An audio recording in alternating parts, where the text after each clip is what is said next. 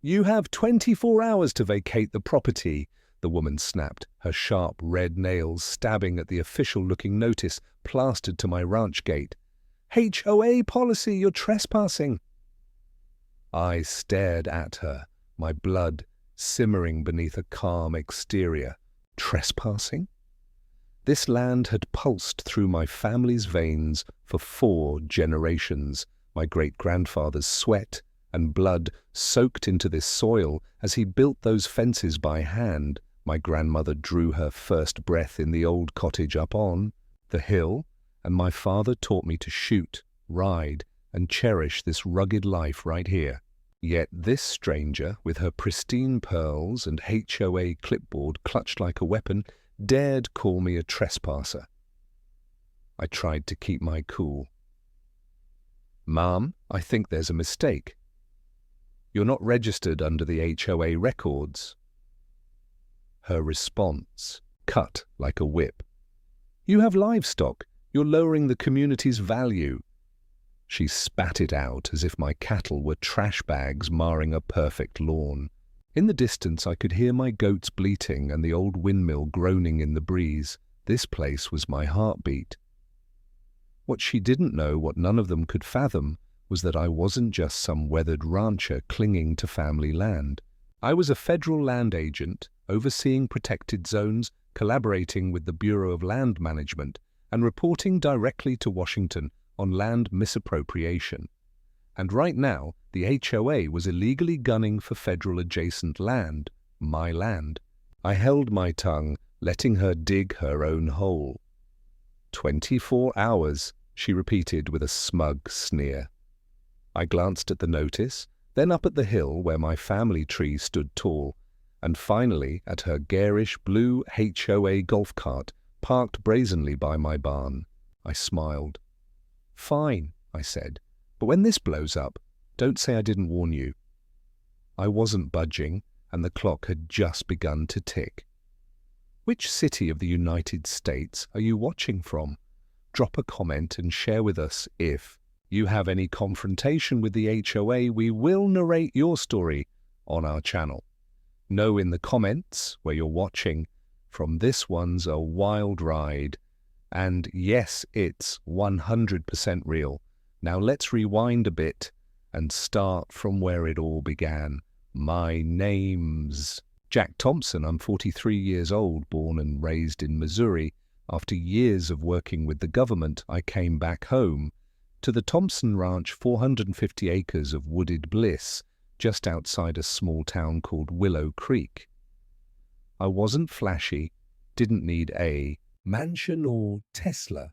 I drove a beat-up Ford, wore denim most days, and kept to myself. Folks in town knew me as Quiet Jack, always helping at the co-op, fixing fences and volunteering with the local 4-H kids. 2 years ago, my father passed away and left me the ranch. It was a bittersweet homecoming, but I poured my heart into rebuilding everything, restoring the barn, planting fruit trees and restocking our cattle. It felt good, it felt right. Then came the newcomers.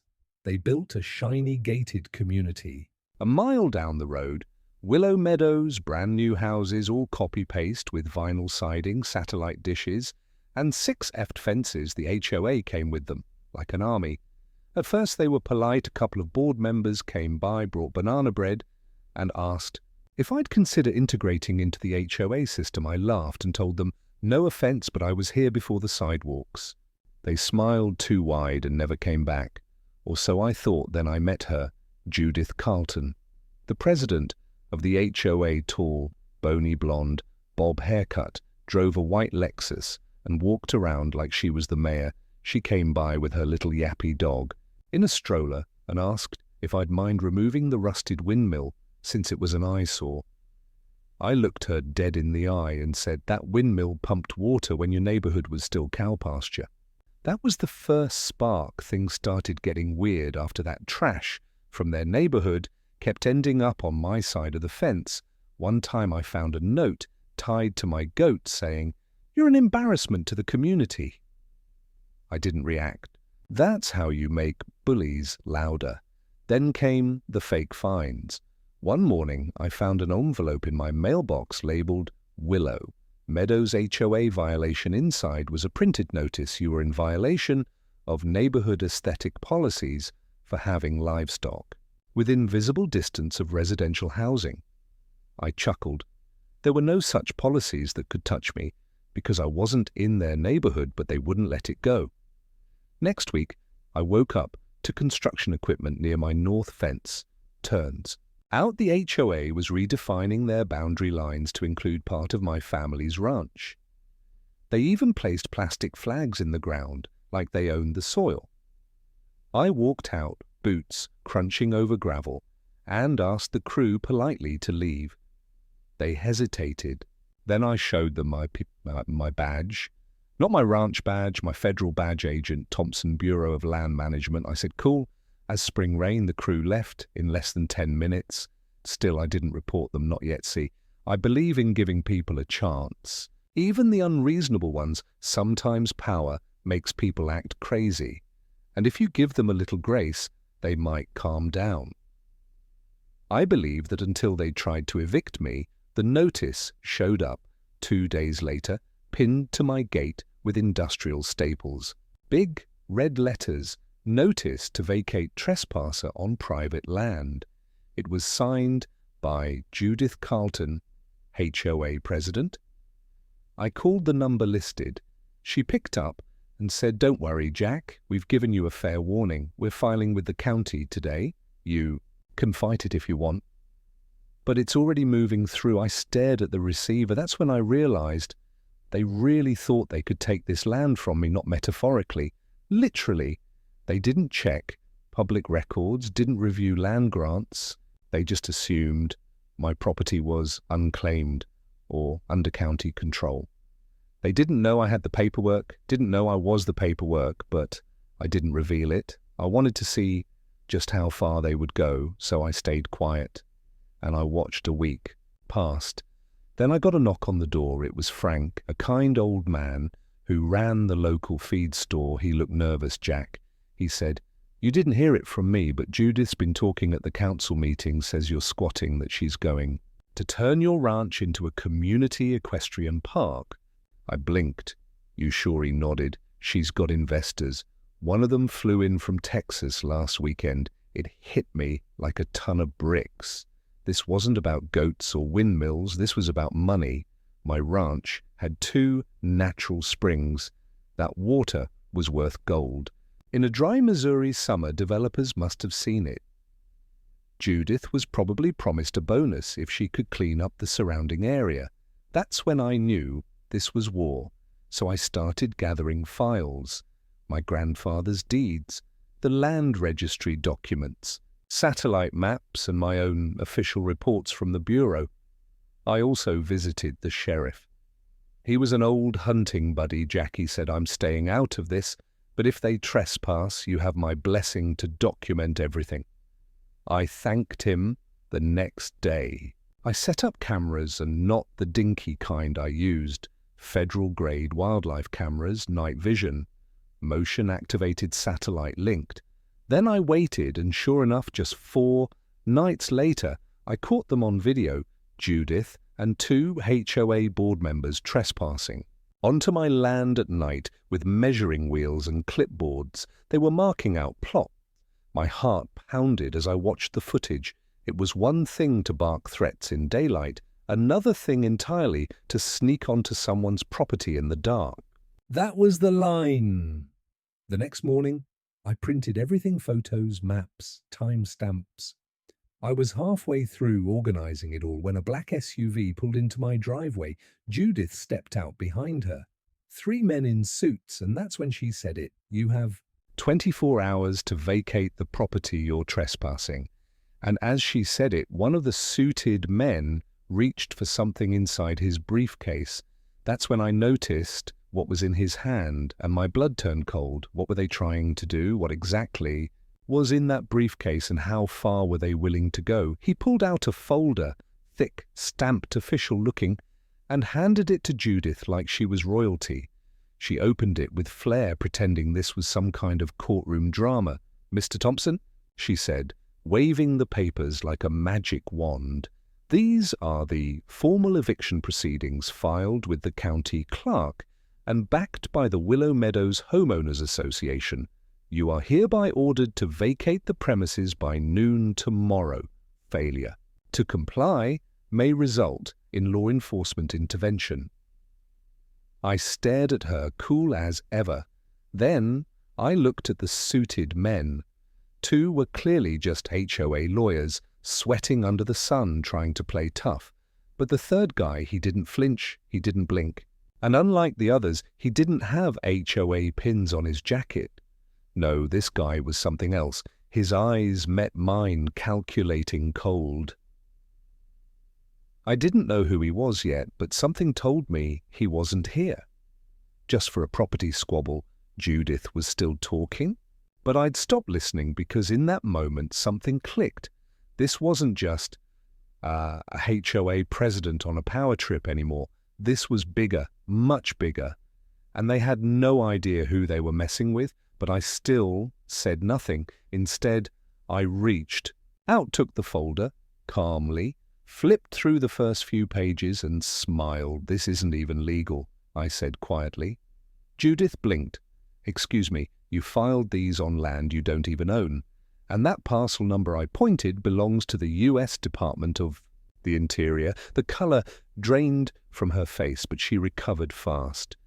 "We've spoken with the Planning Commission," they assured us. "Planning commissions don't overrule federal land rights," I said. Still, I didn't show them the badge, not yet. They were still climbing the hill, and I was going to let them because every step they took was one more rope around their neck. When they left, I walked up to the hill behind the ranch house. That spot always helped me think it had a view of the whole valley. Golden fields, my weathered barn, the willow trees along the creek, and now HO. Flags dotting the northern border. I sat under the oak tree where my dad used to carve our initials and closed my eyes. This land had been in our blood for generations. We'd fought droughts, fires, blizzards, even tornadoes, but I'd never thought we'd have to fight entitled neighbors. With legal teams and golf carts that night I made a call. Agent Lell, I said when he picked up Thompson, "Long time, I've got a problem. Might be a situation of attempted land fraud. You got 5 minutes for you, always." I explained everything. Kept it simple but clear. Whole trying to annex family ranch land. Possible investors involved shady document filings. Leal didn't speak for a few seconds. Then he said, "You think they know it's a federal perimeter?" "No," I said. "They think they're bullying a hillbilly rancher." He laughed. "They picked the wrong cowboy." "Yeah," I said, voice low, "but I want to see how far they'll go." He gave me the green light to investigate privately and said he'd open a case file on it if anything crossed a line I was to report. Immediately, that was the moment things really started rolling. The next few days were tense. At first, I thought they might back off instead. They doubled down. A huge sign went up at the community entrance, "Coming soon." Willow Meadows Nature Preserve.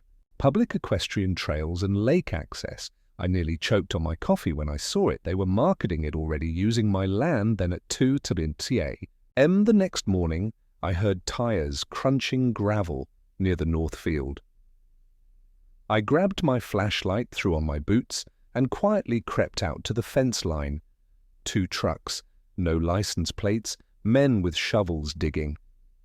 I didn't confront them. I just pressed record on my body cam and stayed in the shadows, filming everything they were burying.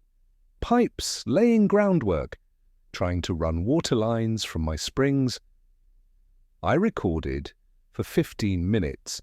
Then I slipped back to the house and emailed everything to Agent Lell's subject line, "They've gone too far." The next day, I pretended nothing happened. I walked into the town diner like usual, ordered eggs and grits, nodded at Miss Sherry behind the counter. Then I spotted Frank again, my feed store friend, sitting by the window reading the local paper. He looked up and gave me a quiet nod. "Jack," he said, eyes narrowing. "You seen this?" He slid the newspaper over new community development project, promises public trails and clean energy water source.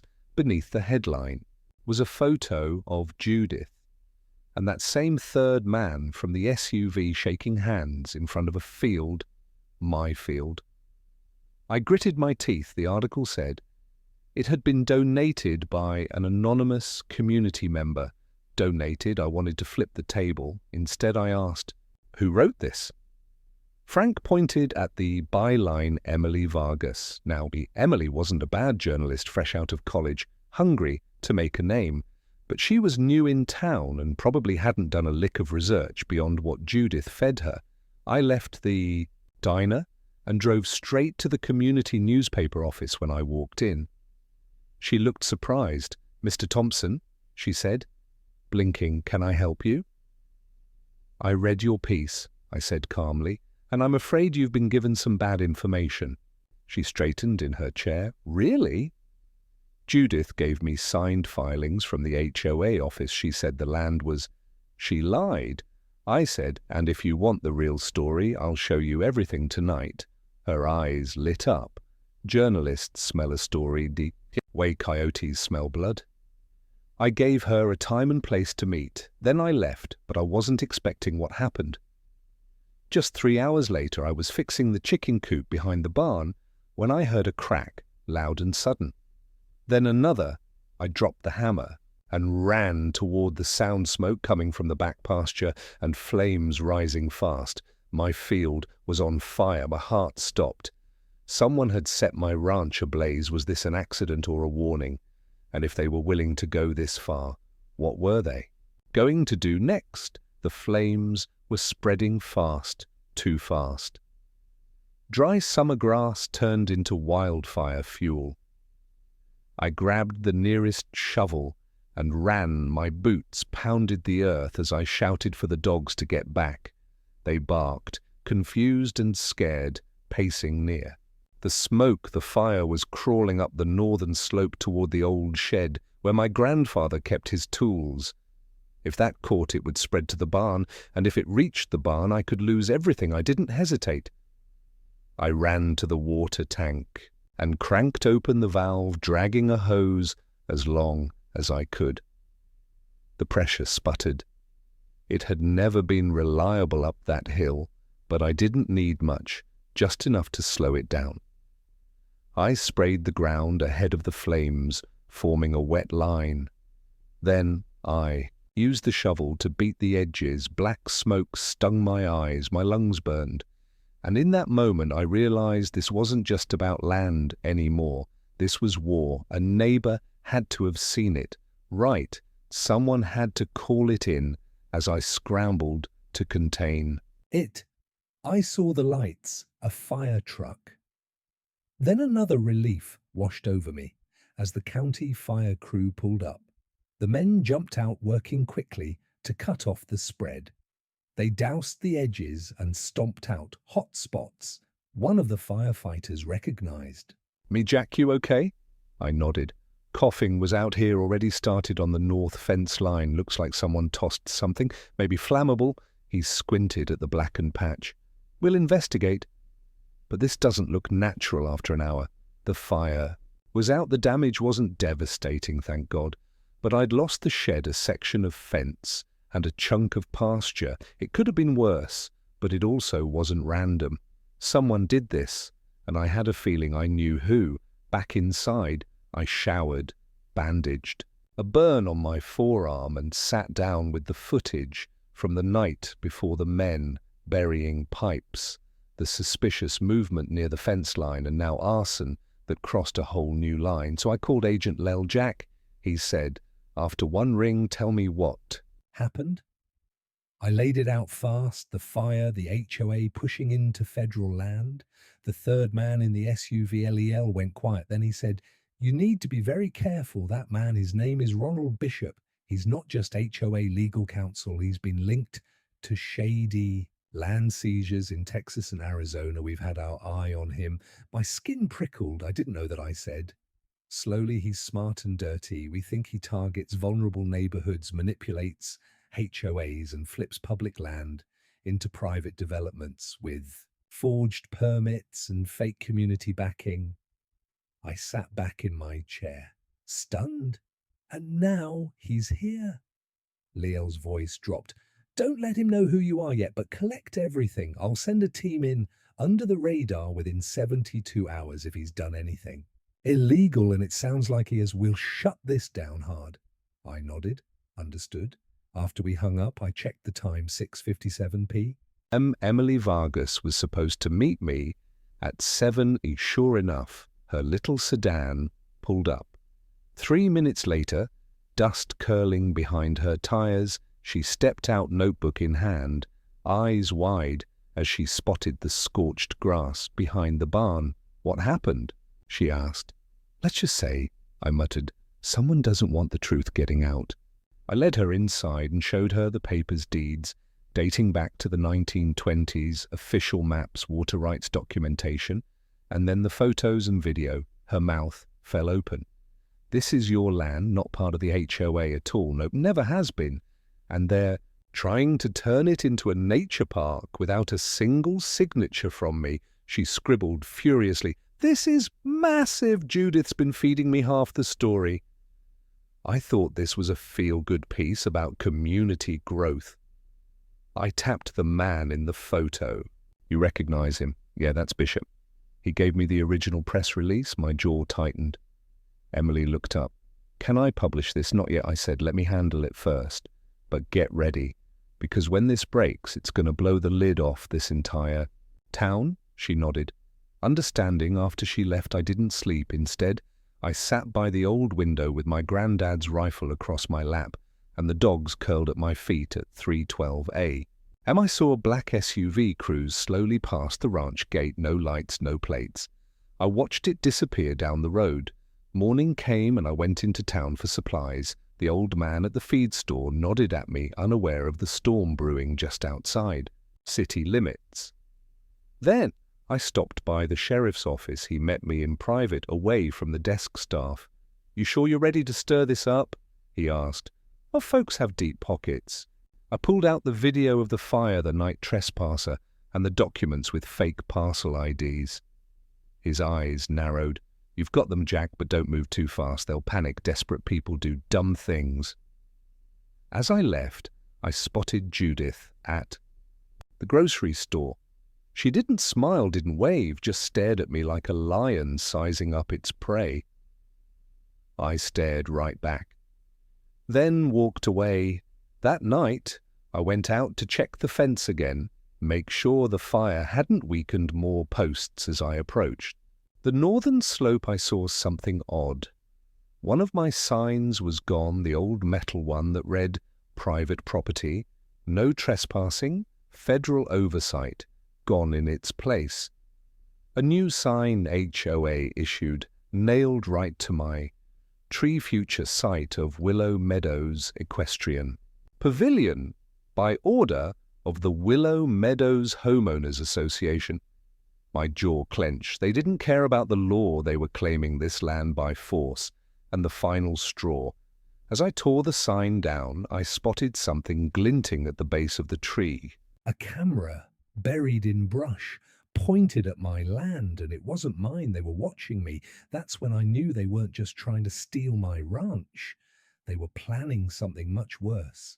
And someone close to me might already be helping them. I stood frozen in the dark, staring at the little black camera nestled in the grass like a snake. Its red light blinked once, then died, as if it knew it had been caught. Someone had planted surveillance equipment on my ranch, and not just anywhere, right? Where I usually fed the dogs, took my evening walk, and made my calls. My thoughts started racing. Who put it there, the HOA bishop, or worse, someone I trusted? I yanked the camera from the ground and stomped it under my boot. The crunch of glass and plastic was oddly satisfying, but it didn't ease the growing weight in my chest. They were watching me, and that meant their next move wouldn't be legal, it had to be personal. I rushed back to the house and checked every window, every vent, even the barn. I found nothing else but paranoia, clung to me like smoke. I barely slept again that night when the sun rose. I called Agent Lel, they're watching me now. I said they put a hidden camera on my ranch. I destroyed it. He didn't speak for a moment. Then, Jack, I don't like this. I'm putting a field team in Willow Creek by Friday. In the meantime, lay low, don't provoke them.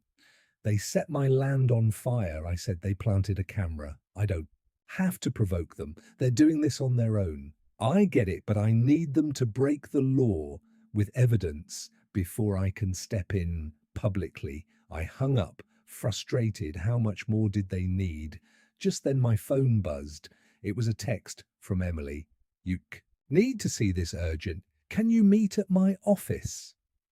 I threw on a jacket and drove into town. When I got there, she looked pale. She pulled out her laptop, opened a folder labeled HOA leaks, and clicked on a video file. What I saw made my blood run cold. It was a Zoom call, Judith Ronald Bishop and 3 other HOA board members. Judith was smiling that smug smile, so it settled. She was saying, once we complete the land acquisition, the trails will be constructed. The investor from Dallas said, if we can produce proof of public use and no federal claim, he'll wire the $2 million within the week. One of the board members chimed in, and what about the current occupant? Bishop chuckled. He won't be a problem. Once the county eviction order goes through, we'll bulldoze the shack and claim eminent domain. Easy shack. They were calling my home a family ranch with history and heart a shack. I clenched my fists. Emily clicked on another video surveillance footage, same black SUV from the night before, parking down the road, a man stepping out holding something in his hand, a bottle with a rag. They had footage of the arsonist. It wasn't a spark or a tossed cigarette. It was deliberate, targeted, and now documented. Emily looked up at me. I got this from a security guy I know who lives on the edge of Willow Meadows. He saw the flames and checked his footage the next morning. I nodded, stunned. I need to publish this, she said, her voice trembling. They need to be exposed. Not yet, I said, slowly. Give me 24 hours. Let me tie up the last pieces, I promise. When this breaks, it'll bring them all down. She agreed, and I drove straight to the county records office. I needed to know how far this lie went. I asked to see the most recent property zoning changes, especially those filed by the Willow Meadows HOA. What I found made my stomach twist. 3 parcels labeled as unclaimed or community-owned, but in reality all part of my ranch. One document had a forged signature. Mine, it was my name, my address, but not my handwriting. I scanned a copy and took it straight to the sheriff. He sat me down and whistled low. This is felony forgery, he said. You're not dealing with a power-hungry neighbor anymore. This is organized fraud. Can you arrest them? Not yet, but if I get a statement from your land bureau and we catch them acting on it like trying to bulldoze or build, we've got them. I called Lel again, told him about the forged document. His voice was tight. We're moving faster now. My team will be in place by tomorrow morning. Relief, but also tension, because I knew if I was close to shutting them down, they'd sense it too and they'd get desperate. I went home and stayed alert that night. I kept a spotlight on the barn and the gate. My rifle sat on the table. Dogs growled at every rustle outside at 118 a.m. I heard the gate open. I turned off the lamp and peeked through the curtain. A black truck. No lights, same one from the arson. I grabbed my phone, hit record, and stepped onto the porch. Can I help you? I called into the dark. The truck stopped. Then a voice, rough and angry, answered back, You should have left when you had the chance. Then he hit the gas and barreled toward my front porch. I dove. The dogs barked wildly. The truck tore through the side fence and skidded sideways, narrowly missing. the house but smashing into my water tank, sending it crashing down in a flood of metal and water. I rolled behind a tree stump, heart pounding by the time I looked back. The truck was gone and my front yard was wrecked. They weren't just threatening me anymore, they were trying to hurt me. And that meant one thing. Tomorrow morning I was bringing everything to light, even if I had to face them all alone. By sunrise, my ranch looked like a war zone. The water tank lay twisted in the mud like a crushed soda can fence. Posts had been snapped in half, and deep tire tracks carved scars across my front yard. My dogs paced nervously, sniffing at every inch of the damage. Even the chickens stayed unusually quiet. But I wasn't rattled anymore. I was angry. They'd crossed the line twice, and this time I wasn't going to wait for permission after feeding the animals and securing what I could. I printed out everything: surveillance stills, satellite images, property maps, forged documents, and the video clips. From Emily, I clipped them into a binder 2 in thick and tucked my federal badge inside the front flap. It was time. LL's team wasn't due until mid-em morning, but I had no intention of sitting around and waiting while Judith and her people prepared. Another lie? I hopped in my truck and headed into Willow Meadows. For the first time I crossed through their gated entrance without slowing down. Neighbors peeked through blinds.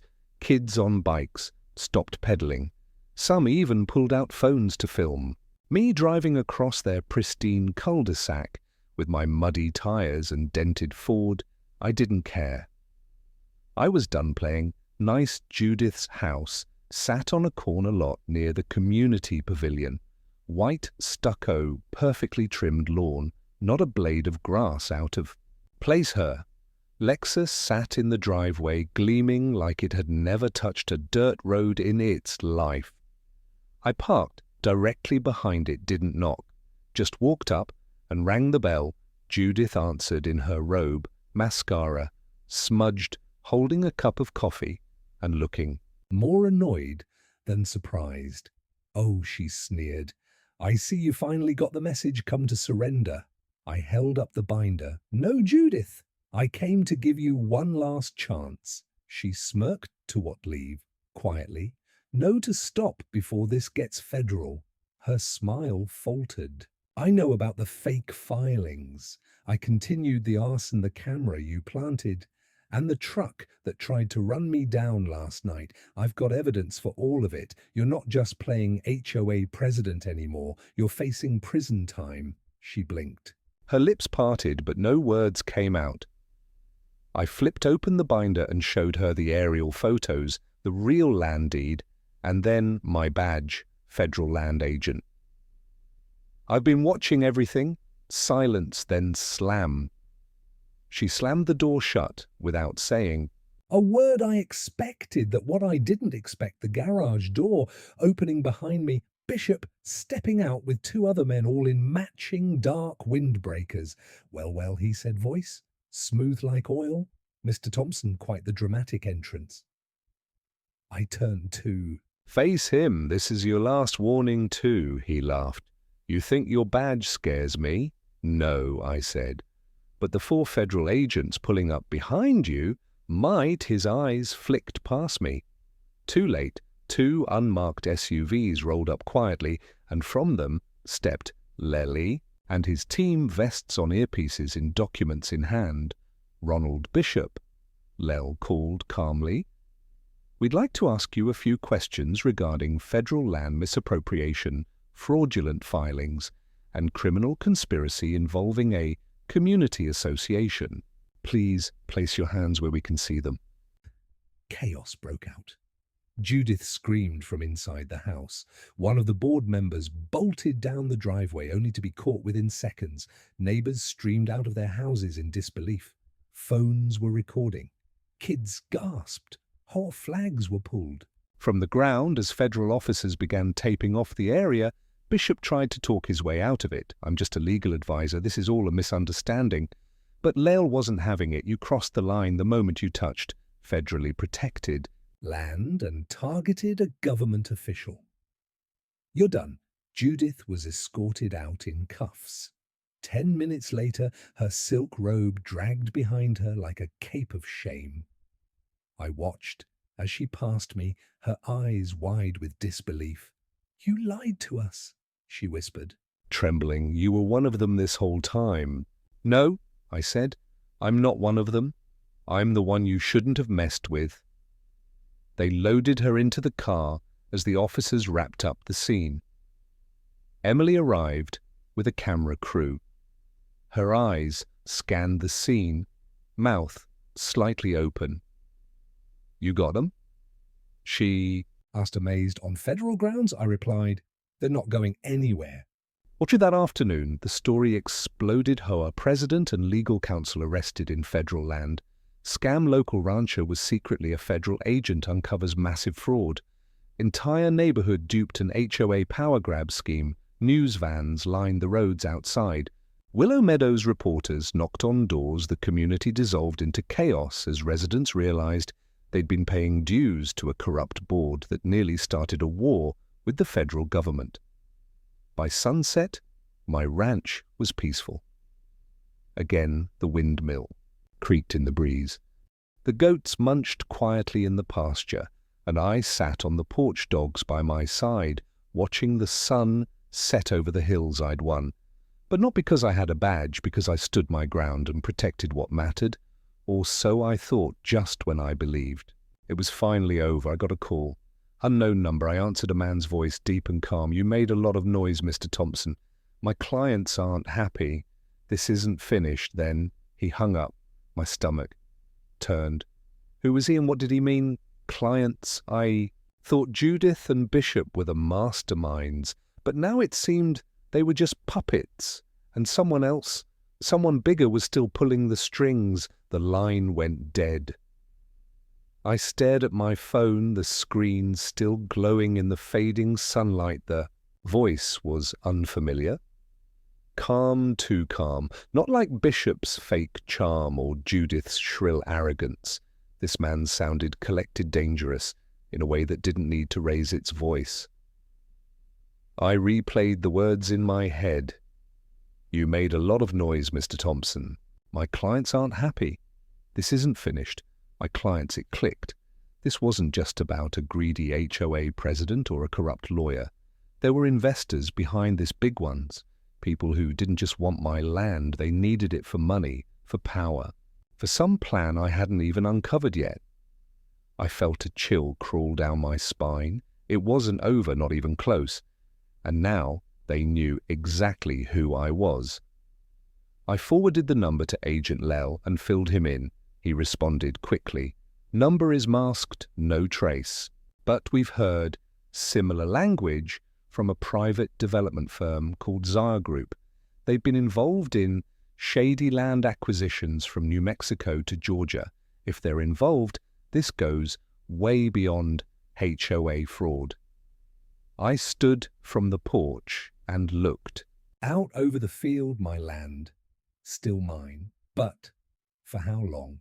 Because Zaya Group didn't play by neighborhood rules. They had lawyers, lobbyists, private investigators, probably even bought officials in their back pocket. They'd seen what happened to Bishop and Judith, and they weren't going to make the same mistakes. They were going to come after me, smart, quiet, deadly, and they'd do it from behind closed doors. Still, I wasn't afraid. I'd stared down forest fires, flash floods, and corrupt county men with backroom deals if they wanted a war. I was ready, but first I needed answers. Who exactly were these clients, and what did they want with my land that made them bold enough to threaten a federal agent? So I did what I always did when the trail got dark. I called Mama Jean. Now, Mama Jean wasn't my real mother. She was my father's cousin, but she raised half the town, ran the post office for 30 years, and had ears in every room in Willow Creek. "Jean," I said, as she picked up, "You heard anything?" "About new developers sniffing around the valley?" Her voice came low and sharp. Jack, I was just about to call you. A man came by my place this morning. Slick suit, fancy car, said he wanted to talk about buying land near the creek. At the Spring Creek? I asked. She hissed. The one with the mineral deposit said he was with a company called Wait. I wrote it down. She rustled papers, then said Zaya Group, that's what he called it. Bingo, he say what he wanted it for, some kind of energy project, told me not to mention it to anyone. I clenched my jaw. This wasn't about trails or community parks. They wanted to build something on the land, and the mineral-rich springs on my property were at the center of it. I knew the tests. Years back, when I took over the ranch, I sent soil and water samples to the lab. Just for curiosity, turns out the underground springs held rare earth minerals, small traces, nothing major, but enough to spark interest from the right kind of companies. Most people didn't know, but someone found out, and now they were circling like vultures. That evening I sat down with all the files again, but this time I noticed something new. One of the survey maps Bishop had used was stamped with a corporate watermark, ZG Holdings. They'd been involved from the beginning. Judith and Bishop were just the bait. The real trap had been set from day one. I took it to Lel the next morning. He frowned. That watermark connects them directly. I'll dig in. Desire Group. And see what we can uncover. But be careful. These guys play a long game. If they can't scare you, they'll try to buy everyone around you. He wasn't wrong. Because later that day, the offers started coming in first. It was a man in a blazer who showed up by accident while I was mending fence posts, said he was lost, but then slipped a business card into my hand and said, "You're sitting on $1 million opportunity. Don't waste it on goats." I tossed his card in the compost pile.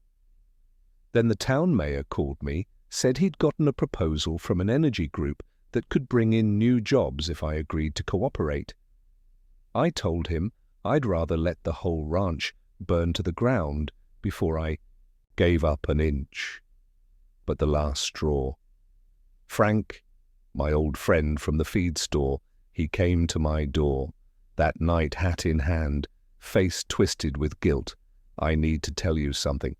Jack, I let him in, poured him coffee. He took one sip and said, "A man came to me last week, offered me $10,000 to install a router in your shop, said it was for faster payment systems."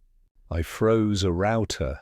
He nodded. I didn't think much of it, but then I saw your land on the news and realized what was going on. I never plugged it in. I swear I stood, slowly, heart sinking. They were trying to bug my property, monitor my activity, and they were using my friends to do it. I thanked Frank and told him to be careful. He left with tears in his eyes. He hadn't betrayed me, but he could have, and that's when I realized I had to go public, not with just the HOA drama, but with the whole thing. Zaya Group, the land scheme, the arson, the assault, the forgery, all of it. So I called Emily. "This is bigger than a headline," I said. "We need a full expose." She didn't hesitate. "When do we start tonight?" We spent hours collecting everything. She filmed interviews, recorded my testimony, got signed, statements from Frank and Mama Jean. I showed her the crushed camera, the SUV footage, the forged docs, all of it. By midnight, we had enough for a story that would shake the whole state. She promised to publish it by morning. I finally felt a sliver of peace until 3:17 a.m. And that's when the power went out. All of it. The house, the barn, even the motion lights in the yard gone. And then in the dead silence, I heard a click behind me, the sound of a door unlatching from inside the house. Someone was in my home, and I was not alone anymore. I didn't breathe, didn't blink my ears, strained in the pitch, dark silence, trying to place the sound again, that soft click, like a door easing shut without wanting to be heard. My hand moved slowly along the side table, near the couch fingers, searching for the shotgun I kept just under the blanket. I wrapped my hand around the grip, then stood quietly, barefoot, heart pounding so hard I swore the intruder could hear it. The power was still out, no moon. Tonight only the occasional bark from one of the dogs outside, then silence. I moved through the living room, careful to step where the wood didn't creak. The back hallway stretched out ahead, pitch black. The guest room door open. I never left that door open, and I never heard it open either. I swallowed hard, then took one step forward, shotgun up another creek, this time not mine. Whoever it was, they weren't running, they were waiting. I reached the end of the hall and flicked my flashlight on for just a split second long, enough to catch the outline of a man standing in the doorway. He didn't flinch, didn't move, he just stood there, gloved hands at his sides. Then he spoke. "Should have taken the deal, Mr. Thompson." My finger tightened on the trigger. "Back away, hands up," I ordered, voice steady, "or I'll drop you right here." He didn't obey. Instead, he smiled. I could see it now. White teeth in the flashlight beam, a face half covered by a ski mask, the kind that meant he hadn't come to talk. "You don't understand what you've done," he whispered. "This land isn't just valuable, it's part of a network. Zaya Group has plans that stretch across 4 states. You stopped the first piece. I blinked 4 states. So, this wasn't just about me." He stepped forward. "Wrong move," I fired. The blast echoed through the hallway like thunder dust, and splinters exploded from the doorframe. Where he'd been, he dropped to the floor with a grunt, rolling out of sight. I didn't. "Wait," I charged, ready to fire again. But when I reached the corner, he was gone. Window wide open, curtain, flapping, a bloody glove left behind. He'd been hit, but he escaped. I called the sheriff, then Agent Lell. Within 15 minutes, my ranch was lit up like a Christmas tree.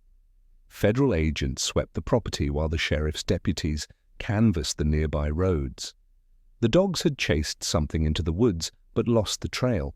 Leal found the glove, blood confirmed. "Means we've got DNA," he said. "We'll run it through the system, might tie him to something else." By sunrise, the power was back on. The fuse box had been tampered with. Cut deliberately. They wanted me blind, disoriented, and probably dead. But they failed. And now I was done holding back that morning.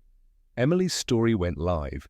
Zaya Group exposed National Development Corporation behind multi-state land. Seizure plot.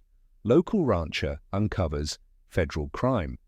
The article exploded news stations across the country. Picked it up. My phone rang off.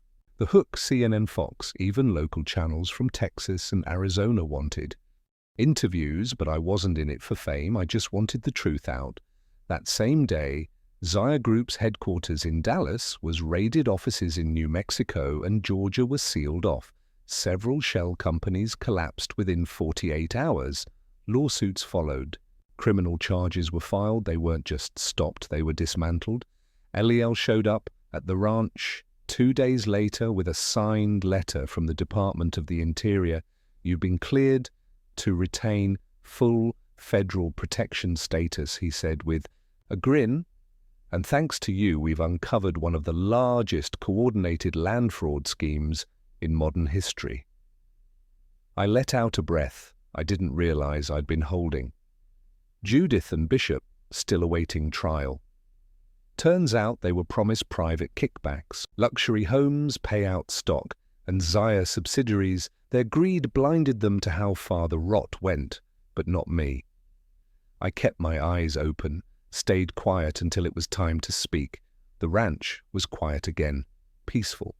The scars of fire, sabotage, and fear were healing. We rebuilt the water tank, repaired the fences and the goats.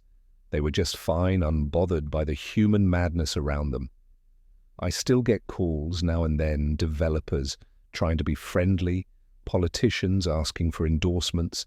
I ignore them, because this land doesn't belong to investors or board meetings or shareholders.